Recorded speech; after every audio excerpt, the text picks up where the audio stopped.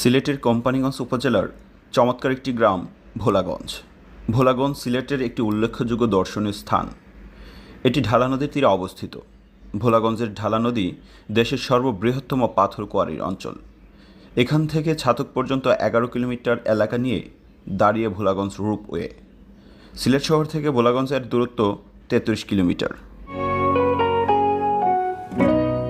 আমরা ব্রাহ্মণবাড়িয়া থেকে যাচ্ছি, আপনারা চাইলে ঢাকা থেকে যেতে পারেন। আমি প্রথমে বাসা থেকে বের হয়ে তাহরিমাকে সাথে নিয়ে স্টেশনে যাচ্ছি।